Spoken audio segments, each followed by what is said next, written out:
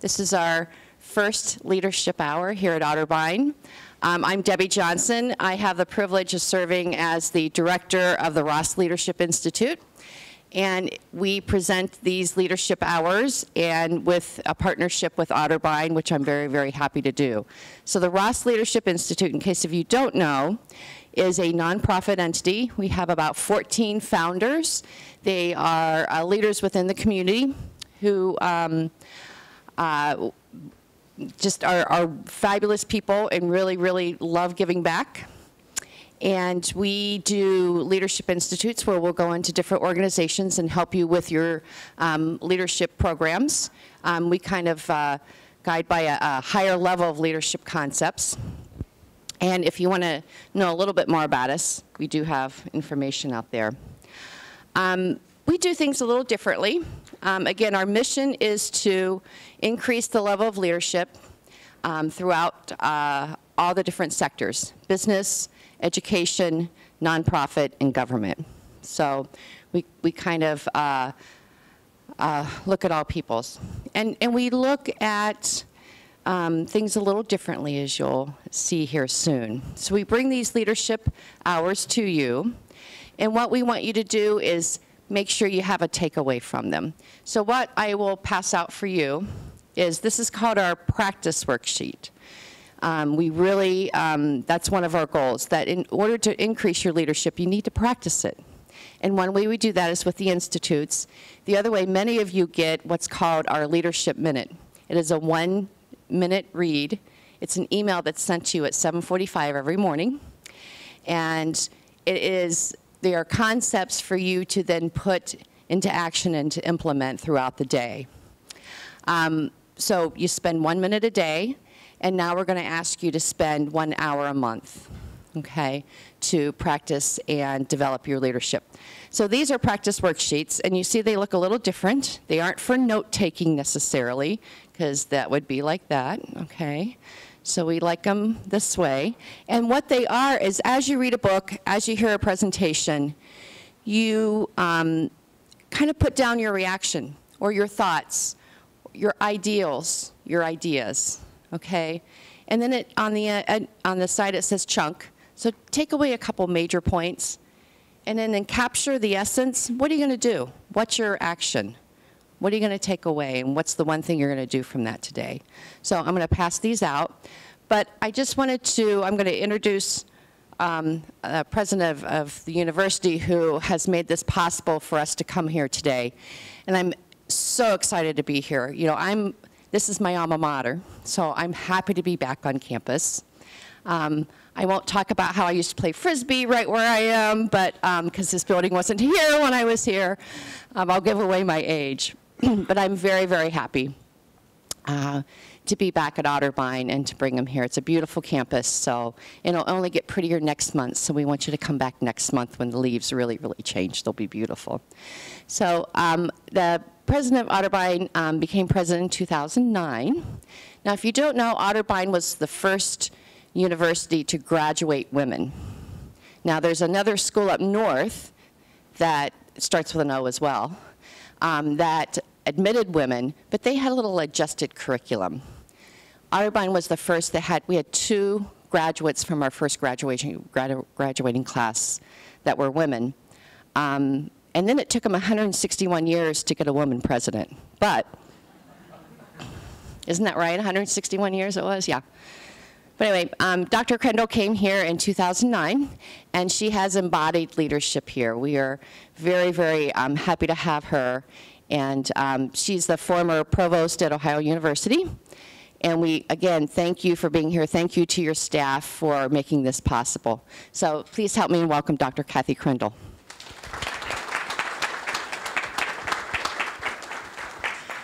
Well, thank you, Debbie. And I'm not the only person who tries to practice leadership here at Otterbein. Debbie's been back on campus quite a bit the last few years. So we've been trying to engage our alumni in a number of ways, because the practice of leadership is something that we see as critical in the development of our students, but also we have a number of staff and faculty here this morning. So we encourage, throughout our community, we are encouraging people to participate in this series.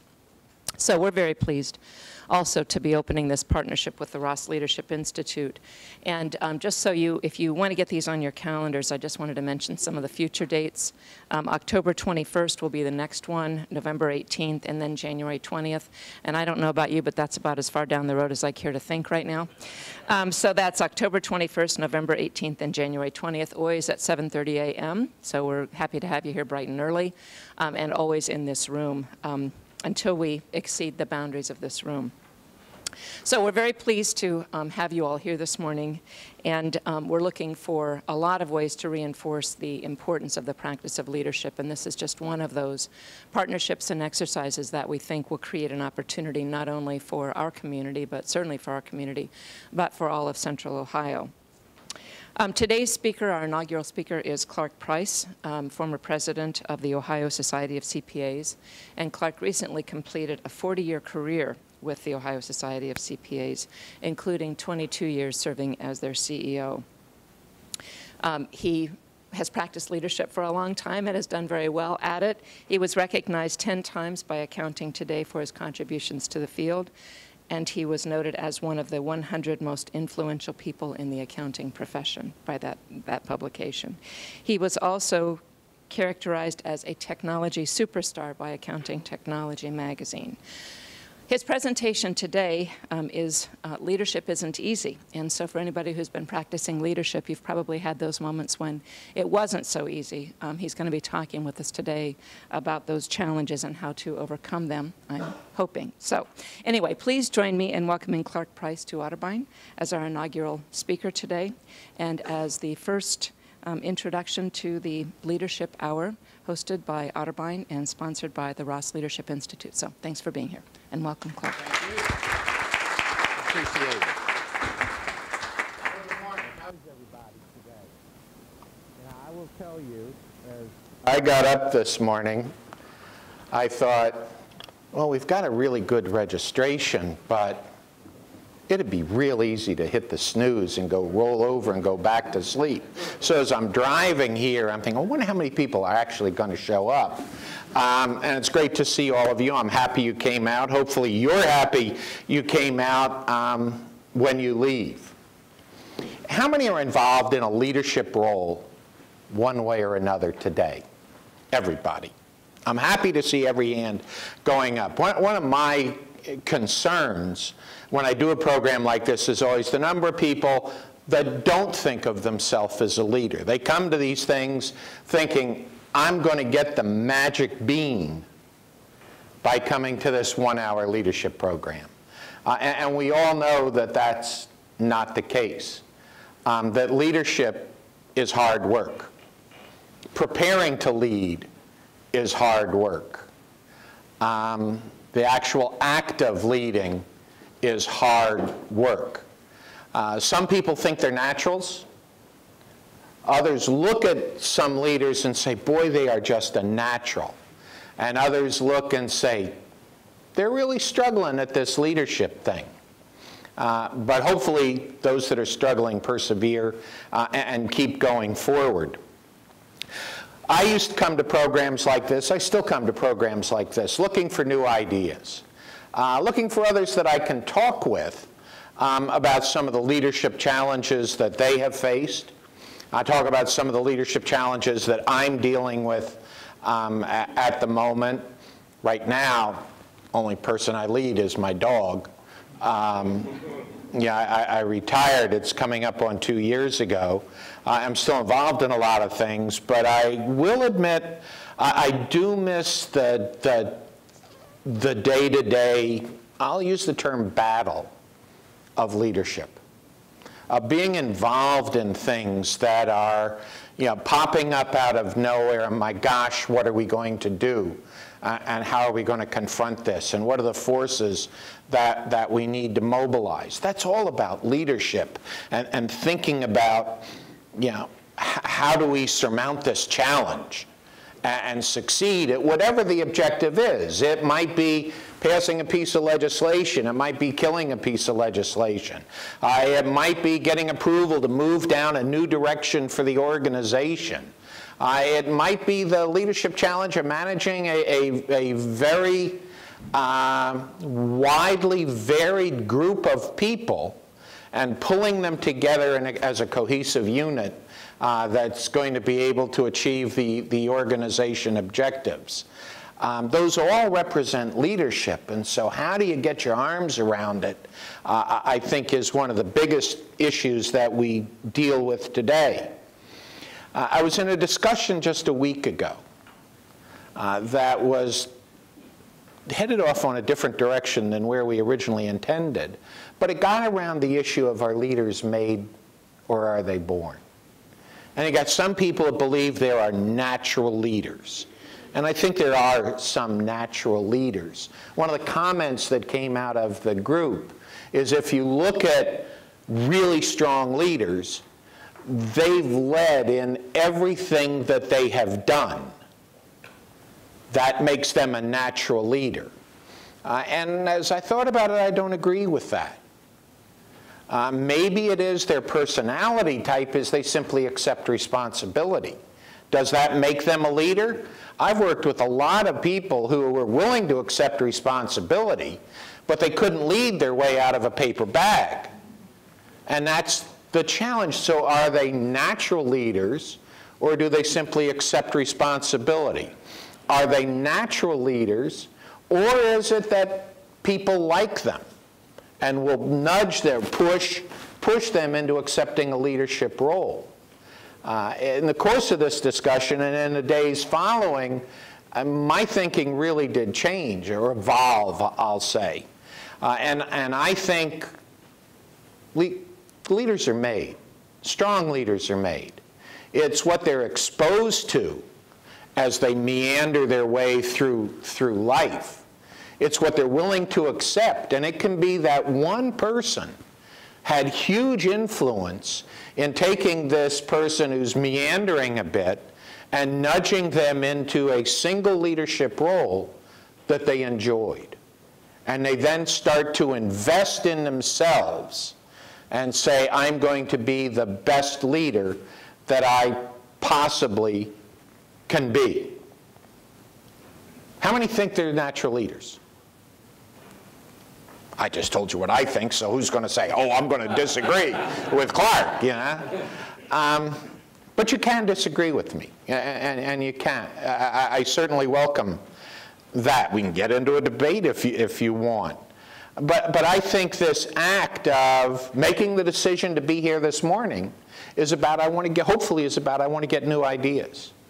I want to get that kernel, not the magic bean, but that kernel that I can tuck away and think about as I evolve my leadership style.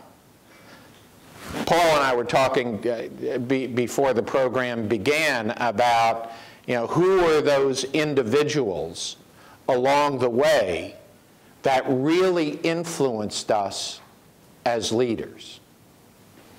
As I've thought about it, I've had probably 6 people, maybe 7, that through my career influenced my leadership style. And some who've worked with me will say, there's no style there, Clarke. But they did influence my style and how I approached situations. I like to say that I learned when to let my temper come through. I learned when to hold my temper down and be very nurturing. I learned when the group really needs to make decisions on their collective body and decide where we're going, and other times when the right move was to say, okay, we've talked enough, we've got 12 choices up here, number 4 is what we're going to do. Now everybody leave the room and go make number 4 happen. So there were a handful of people, as I think about my career with the Ohio Society of CPAs. It was 40 years. I had 5 years prior to that included time in the service. That interestingly, I don't identify a single leader that influenced me from my time in the service. It's probably because I was drafted. That's probably because I was in the Army. Any Army vets out here, I hope I don't offend you with that. But I spent a lot of time with Marines through my career. And Paul's a Marine. You never say former Marine, by the way. Paul's a Marine. And I have great respect for the thinking and the leadership development that goes on through the Marine Corps. But I digress. But there's a handful of people. So one of the things I would encourage you to do is to observe around you and think about who are the leaders that have influenced me and why. Who are the leaders that I'm working with today or I'm observing today that I like, that I might want to emulate, and most importantly, why? And keep that in mind as you think about this nebulous thing called leadership. And because I believe leadership requires constant effort.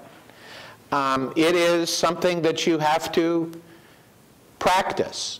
Now, over time, I think leadership can develop a natural flow as you practice the art of leadership. I think you have to self-assess and contemplate what you're doing on a continuous basis. Yeah, how am I doing? When you come out of something as routine as a meeting, spend just 2 minutes on how did I do? And maybe ask somebody that was in the meeting, how did I do? But don't just go in, go through the exercise and leave. Think about, did I capture the group's attention? Was I too dictatorial? Was I too slow to act? Did I have their support? Did I capture the hearts and minds, so to speak? And self-assess, how am I doing? You know, contemplate your own effectiveness as a leader and think about what should I have done differently? Should I have gone a different way? Would it have been more effective if I had done this rather than that? And as you go through that exercise and learn from it and put it into play as you go into that next meeting or you face that next leadership challenge where you may have to make that instantaneous decision of what am I going to do or what are we going to do, you develop a comfort. You can develop a rhythm about it. Now, hopefully the rhythm never becomes automatic. Hopefully there is this constant mental assessment going on of what's the best thing to do. How are the circumstances today different than they were a week ago? And what's the best thing to do? And then I'm going to talk about this one a little bit more. I encourage reading. You know, there are libraries full of leadership books. There are too many leadership books, quite honestly. But I think it's great that there is so much on leadership that has come into the library. And I think it's great that people are reading the books. How many have read a book on leadership in the last 30 to 60 days? What are some of the titles? Just shout one out. Tipping Point. Pardon? Tipping Point, great book. What else? Leadership the Eleanor Roosevelt Way. Oh, I haven't heard of that one. That's interesting. By the way, as an aside, how many are watching the Roosevelts on PBS? If you haven't watched it, find it fascinating. Fascinating. They've done 4 hours at this point, 2 hours on Sunday and 2 hours last night. Fascinating biography of the Roosevelt family, Teddy Roosevelt, Franklin, and now moving into Eleanor as well. You know, if you think of the books that are out there, and I talk about the volume that there is, yeah, turn the ship around, some of the popular ones today. Turn the ship around, Lead with Respect, Leaders Eat Last, I've got them, and Leadership Secrets of the Navy SEALs. Yeah, that one's interesting to me. Because of my, this whole leading in a command and control environment is very different from leading in a lot of other environments that we're in. And what works for the Navy SEALs may not always work for every group. What works for every other group may not necessarily work for the SEALs. The problem that I have is with all these leadership books out there, and I observe this with some individuals. I have friends, colleagues, that used to love lining the library in their office, lining the bookcase in their office with all these leadership titles. Because I'm sure they felt that if people see I have all these leadership books, they'll think I've read them and I'm a good leader. You look at some of the books, and there'd be every now and then there'd be one that I had read, and I'd comment on it, and you'd see the deer in headlights from the person, knowing that you haven't cracked the spine on that book. You just bought it to put on your bookshelf. But at the same time, there are an awful lot of people that just devour these leadership books and then start to try to practice what they're gleaning from these books, and they develop such a frenetic leadership style that there's no consistency. And so the people they're leading never know what to expect.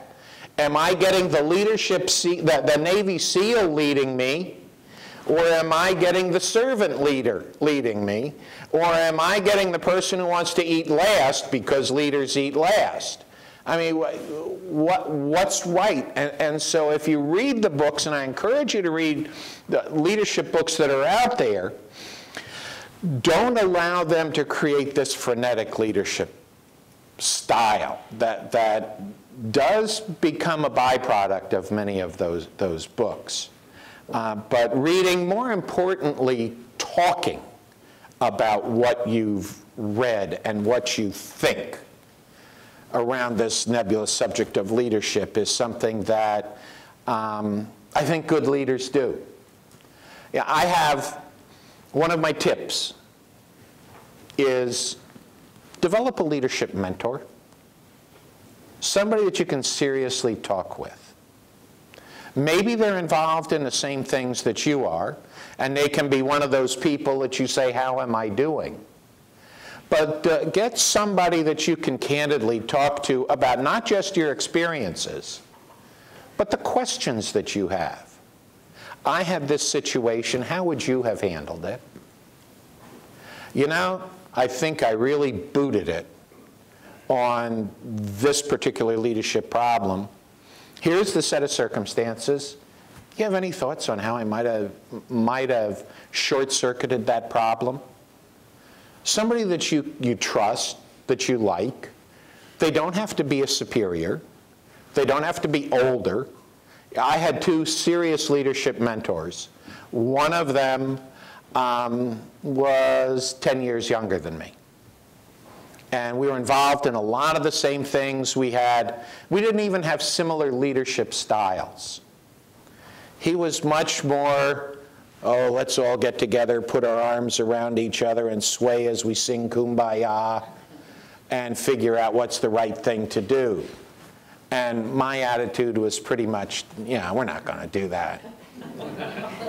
There's the top of the hill. We're going to get to the top of the hill.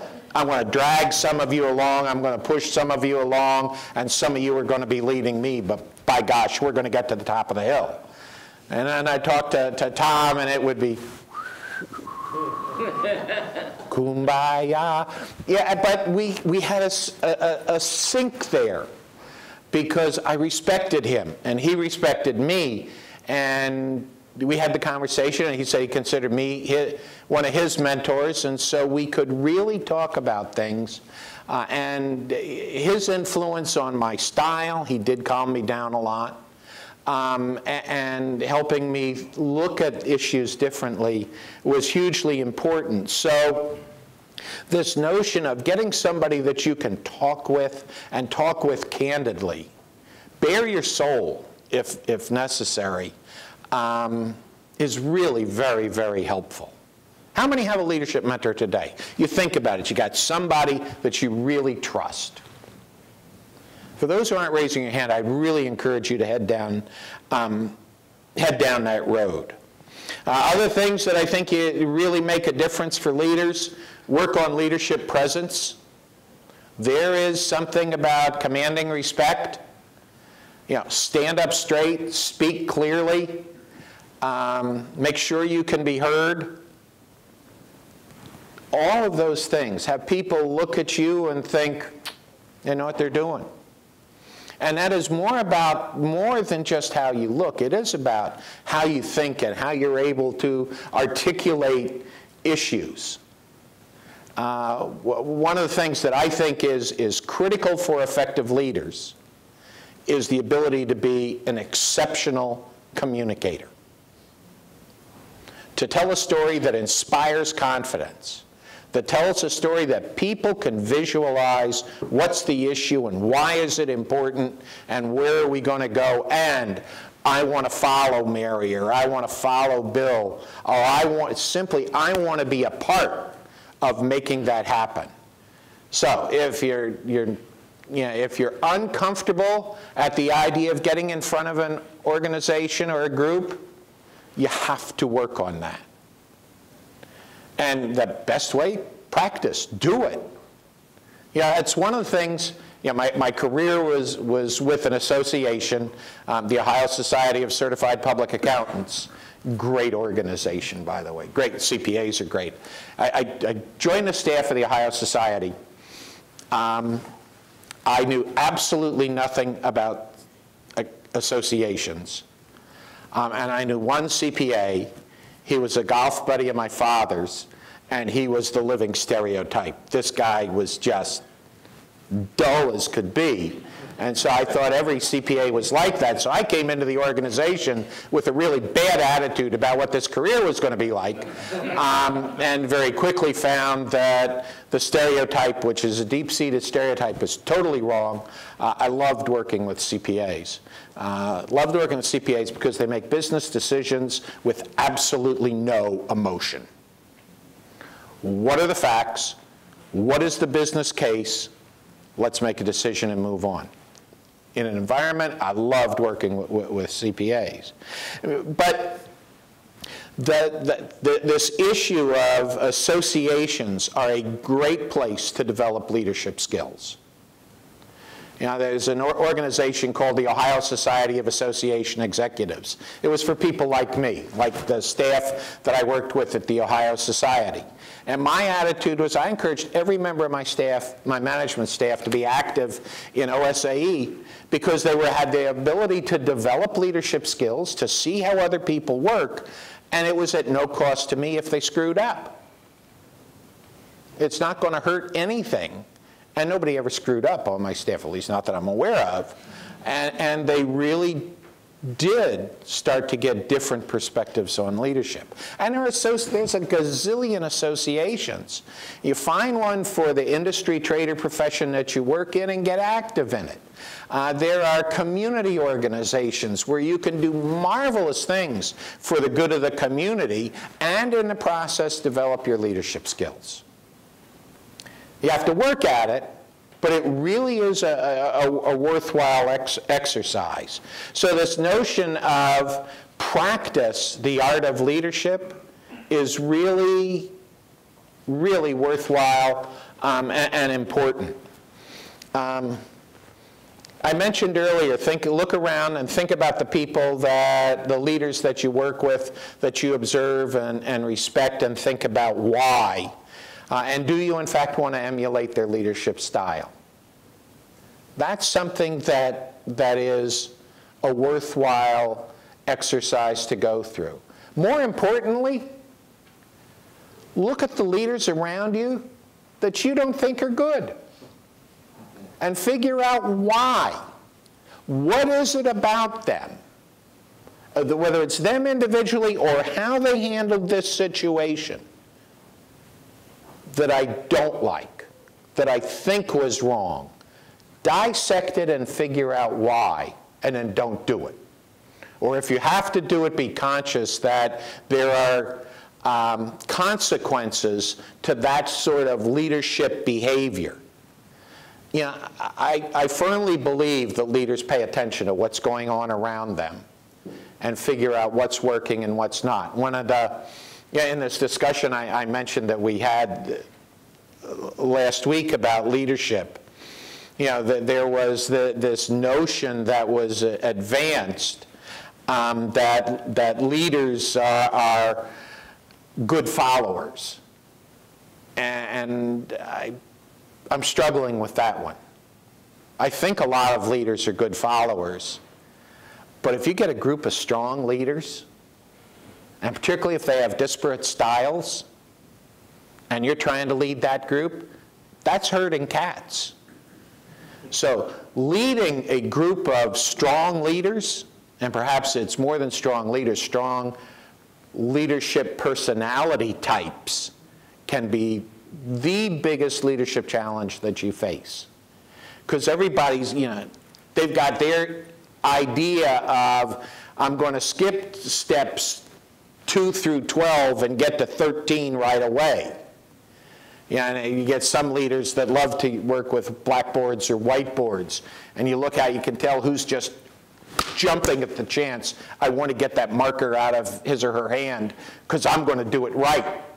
And we're going to get there. So that notion of leading leaders is really a great challenge that we all will face one time or another. I want to go back to this notion of how am I doing, and that's hard to do. Let's look at a work group. And it can be a team you're put on inside your organization. It can be the team inside the organization that you are a part of or that you manage. In those leadership situations that you face, this notion of saying to somebody, how am I doing? How did I do in that meeting? One of the things I had to do multiple times in my career was turn to somebody and say, when did this go south? What did I do that caused this pretty simple discussion to take the nasty turn that it did? Is it my fault? If it's my fault, how could I have improved it? What could I have done differently? That's part of this constant self-assessment that I started with that I think is absolutely critical. I think you also have to be prepared to adjust your style based on the situation that you're in. And I mentioned this earlier, but when are you dictatorial? When are you very encouraging? When do you all hug and sing Kumbaya as you make the decision? You constantly evolve, but you've got to really try not to do that based on situations, not because of, John Carver's latest book says I ought to do this, so that's what I'm going to do. One of the leadership people that are out there, been around for years, that I really do like is Tom Peters, because he's so, I have the answer, in his style. You just listen to me, I'll tell you what to do. Anybody ever gone to one of Peters' presentations? I love it. He screams, he yells, but you walk away saying, I'd love to follow that guy. I mean, he's just going to charge ahead and make something happen. His stuff has always just fascinated me. One of the other things that good leaders do is they listen. They ask good questions, but when people answer, they listen. And they don't just listen for those that are going to give the answer that they agree with. They listen to what the group is thinking. And you get into tough leadership issues where, let's say you're dealing with entrenched opposition, you listen to what the opposition is saying. One of the things that associations do is they're active in the public policy arena. That means you deal in the regulatory environment, you deal in the legislative environment. When I was working, I used a lot of war analogies and battle analogies as I talked about what was going on in the legislative and regulatory environment. And one of the keys is you listen to what the opposition is saying. In fact, I tend to try and pay more attention to what the opposition was saying than whatever coalition we were involved with was saying, supporting the objective. I really wanted to pay attention to what those we were trying to defeat kill in some instances, was saying. And you adjust strategy based on some of the lies, mistruths, and half-truths that the opposition would spread, because we were always honest. You're supposed to chuckle at that, because we weren't necessarily always totally honest. But just keep your ears open and listen. You know, let's say you've led a discussion at work or in one of the associations that I encourage you to be active in. When the meeting ends, listen to what people are saying. And in today's environment, where after a meeting people are all circulating emails and using social media, again, that's listen. Listen to what they're saying. And figure, is this going the way I had thought it was going to go? Is it going the way that I think it needs to go? And really be prepared to adjust. Or be prepared to, next time you're together, take some steps backward if you think that's really what's necessary to get where you need to be going. In today's environment, I think way too many organizations and way too many leaders have lost courage. We've used the excuse of the economy. We've used the excuse of tight budgets. We've used the excuse of just not the right time to assess situations and be prepared to take bold steps. Bold steps are critical. And too many organizations are just not prepared to take the bold steps and seize opportunities that present themselves. I've been involved in a consultant capacity with a handful of associations lately, and we're representing a fairly broad cross-section of different industries and professions. And I come away with one constant. Nobody's got a spine anymore. They're talking about, oh, we can't do that. We can't accomplish that. You know, that's too big. We can't afford that. Yeah, I was with one organization recently that their financial reserves are 2 times their annual budget. So they've got 2 years' worth of operating just sitting there. And they're saying they can't afford to spend $50,000. I went ballistic. And that's the nice thing about being a consultant as opposed to being staff. You know, you get to say, you people are stupid. But these organizations, they'll go through the exercise and they'll be able to enumerate a list of things that ought to be happening, a list of challenges that they face. They'll even identify what we can do. And they're content to walk out the door at the end of it and not say, okay, let's actually do something. Yeah, and one group I was involved with recently, the reason they gave as the leaders of this association for not doing something is we might stir up our members in the social media atmosphere. That's one where I did get to say, you people are stupid. I'm no longer working with them, unfortunately, but I felt real good as I walked out of that session saying, and they did act, as they fired me, they actually did decide to go do something. So I achieved one objective I had, but organizations have simply lost courage because of difficult economic times and saying, now's not the right time. We can't afford to do it. And it's missed opportunity. You know, one of the realities, I talk about associations all the time, one of the realities that's happening in associations is they're losing members. Yeah, well, you're going to do it anyway, regardless of whether I pay my dues. So I'm not going to write my dues check. You know, maybe they're not writing their dues check because you're not doing anything. Maybe they're not writing the dues check because they look at the organization and say, who cares?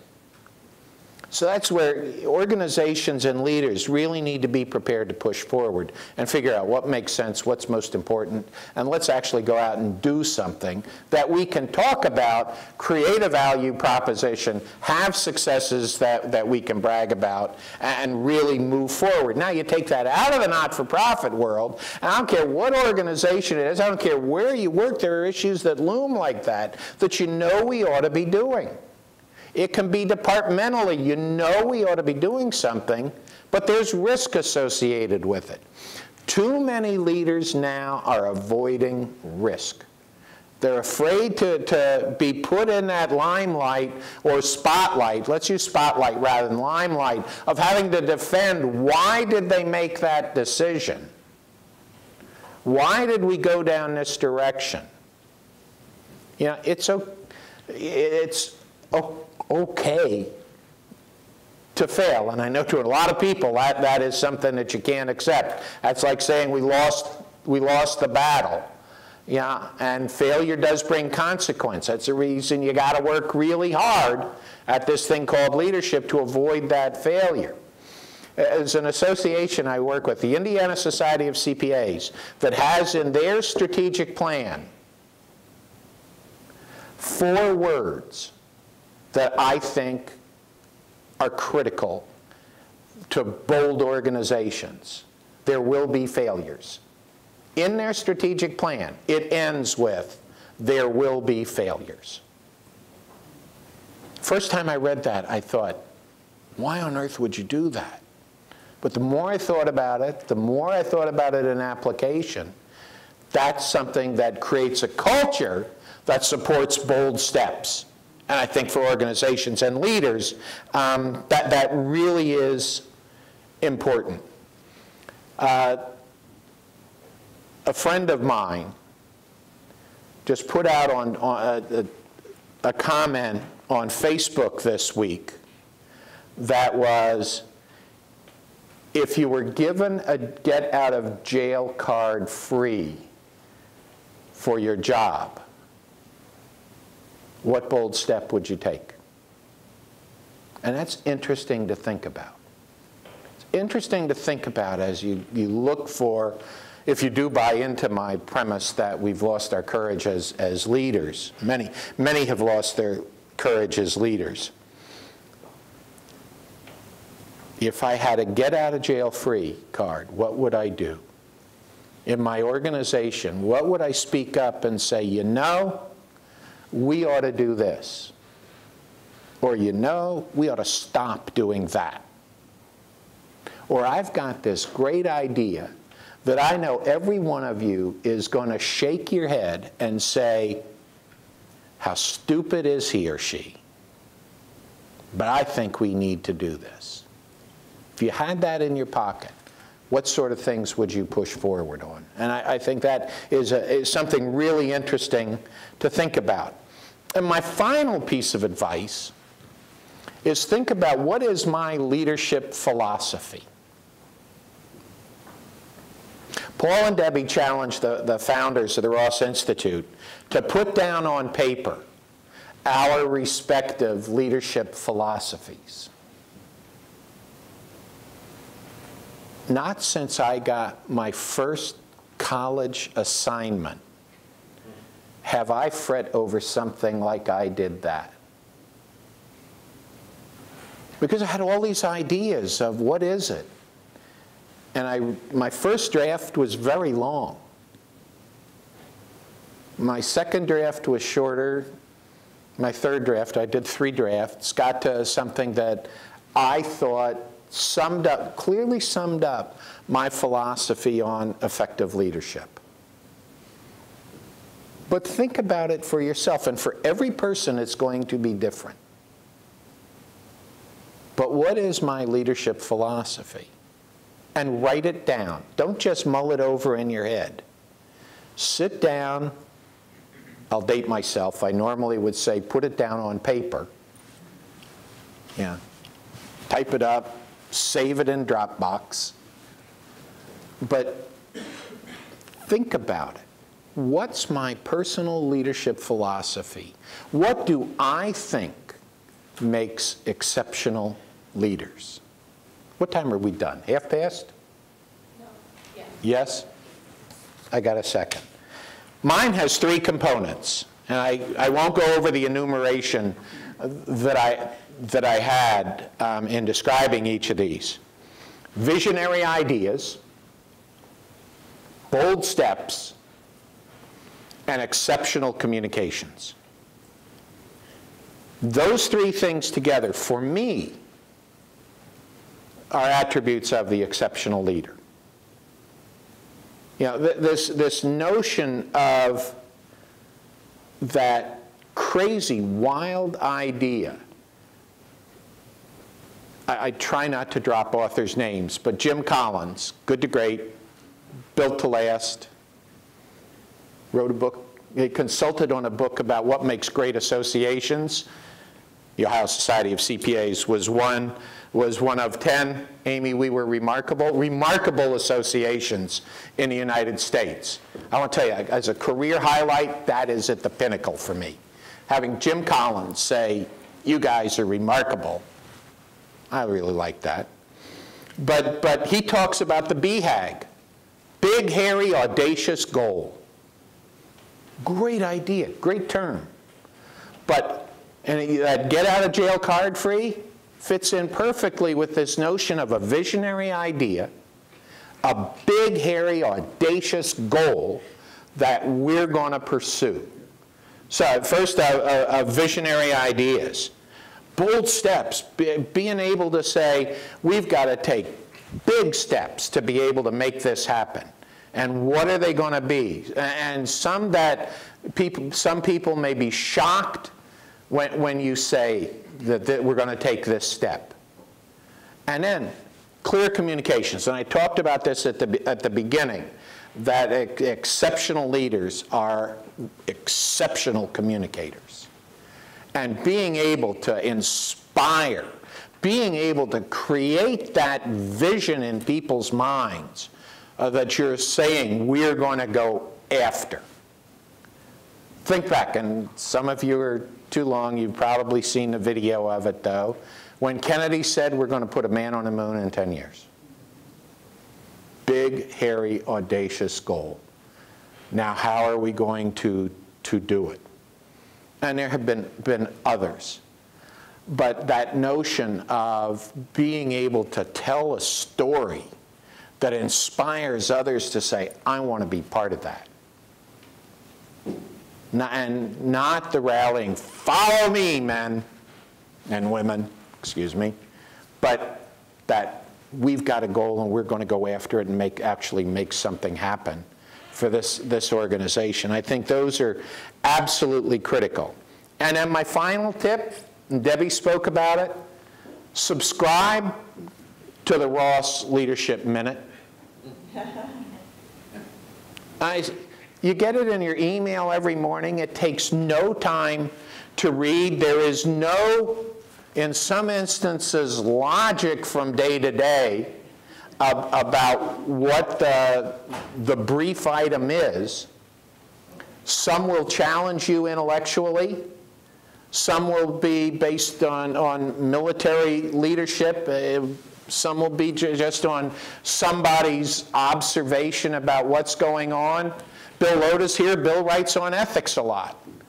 And very, very interesting, makes you think. And some of them, you look at it, and I'll tell you how I behave. I'll look at it, don't interest me, and I'll hit delete. But then invariably I think, I can give up a minute to read that. And you go back and read it. And I may not think about it the rest of the day. It may be something that really does prompt some thought. But they're very simple, quick, and first thing in the morning, really worthwhile. So subscribe to the Leadership Minute. It's simple to do, and it really can prompt your thinking on leadership. Because as I wrap up, this notion of constantly thinking about leadership, how am I doing good? The people I'm observing as leaders, what do I like? What don't I like? Are they effective? Aren't they effective? Constantly self-assess. Am I doing a good job? As you're trying to articulate an issue, do I have the attention of the room? Are they paying attention? Is their body language saying they're buying in? Or is their body language saying, pipe dream, you're going to go nowhere with that? Is their body language saying, whoa, sure I'm glad I'm not the one up there making that statement? So think about all of those things, because leadership is hard work.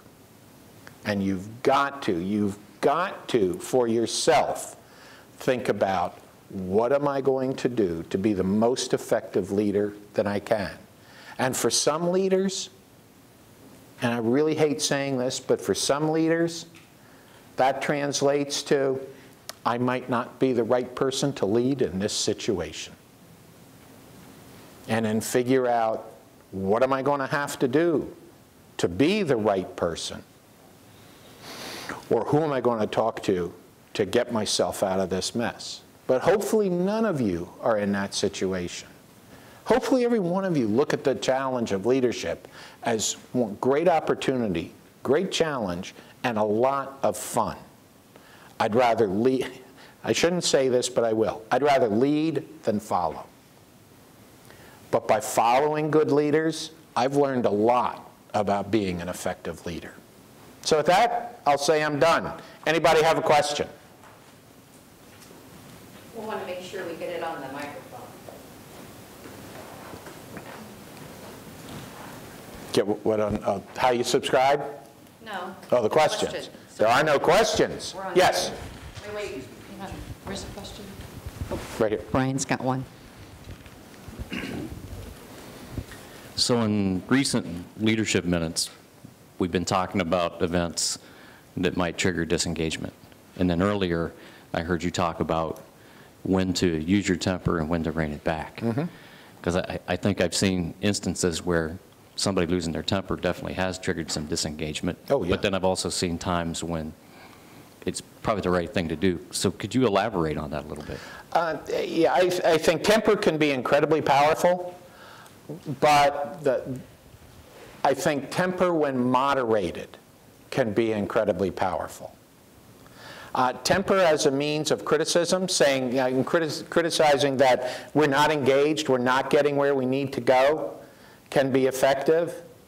Temper in a group you're trying to lead, saying you're all dumb because you don't see my vision, that's an oversimplification. That never works. Organizational culture, whether temper does or doesn't work, has huge impact. There are a lot of, I've been involved, I'll name it, the American Society of Association Executives. You just don't lose your temper with that group, because they're all people like I used to be, not like I am now, but like I used to be. And one of their little idiosyncrasies, if you're going to say to somebody, you're dumb as a stump, you have to start with a compliment. So, boy, it's a very nice tie. Now, for the report you just gave, how stupid are you?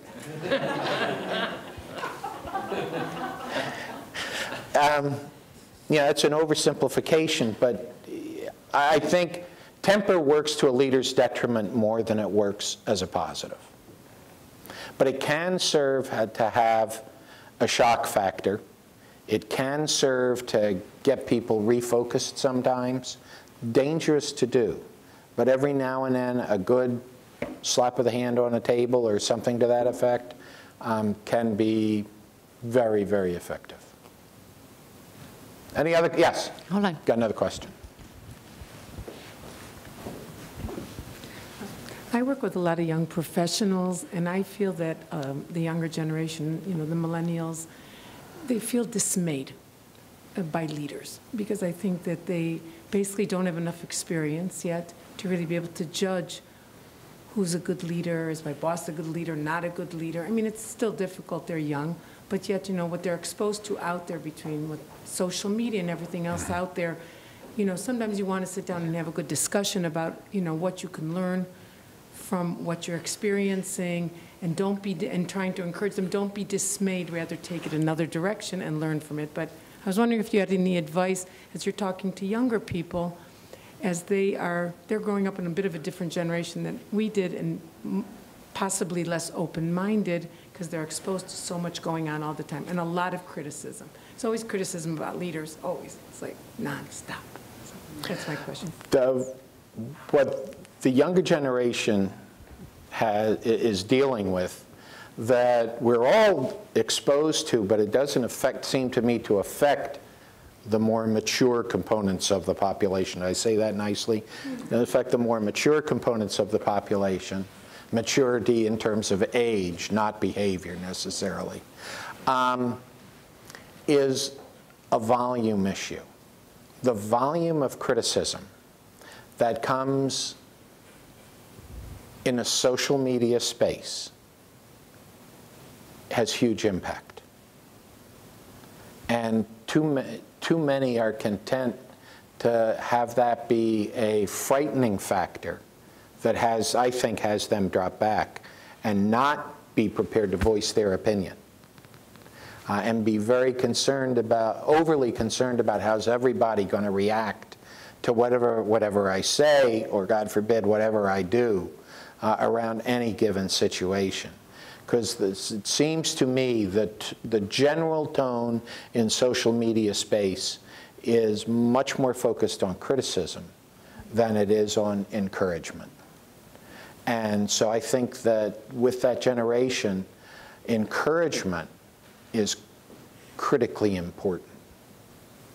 And not just one-to-one encouragement, but I think more of us need to engage in the social media space and be the contrary voice, that is a positive voice offering criticism, a positive voice that perhaps interprets what's going on differently than those who are content to simply be there and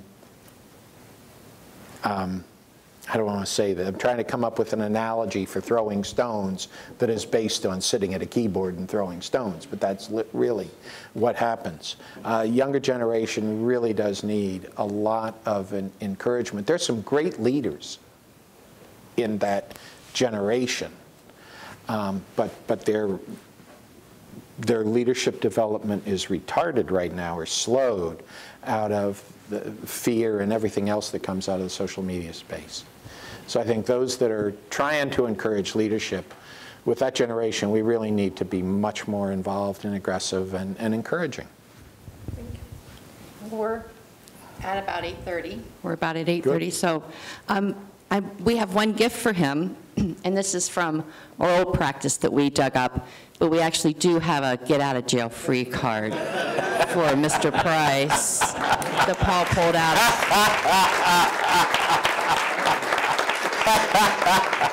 Thank you. They're very easy to make. I suggest you go, they're easy to download, that little, icon. Make them for your team. If that's one thing that and give them to them and say, I'll give you one. And I think that is very, very important. So again, please, again, help me thank Clarke for being here, for being brave enough to be our inaugural speaker. I knew he'd go with the flow, and I think everything's gone well. Thank you again to the staff at Otterbein. Thank you for coming. Tell all your friends. We have more room, and they have bigger rooms here. So, my goal would be to fill the auditorium. So, but thank you again for coming. We hope you enjoyed it, and look for your leadership minutes. They'll be coming. Thank you. Thank you. Paul? Appreciate it. Next month's program will be October 21st, Tuesday. It's the third Tuesday of every month, except for, we're not going to do them in December, because no one wants to do that, and in June. We just decided to take one summer month off, so that's what we're going to do. And our next speaker is Dwight Smith. He is with SSI, and he is think on a ton of boards. He's also Ross Leadership Institute founder as well. So we look forward to seeing you next month. Thank you again, Clarke. Thank you.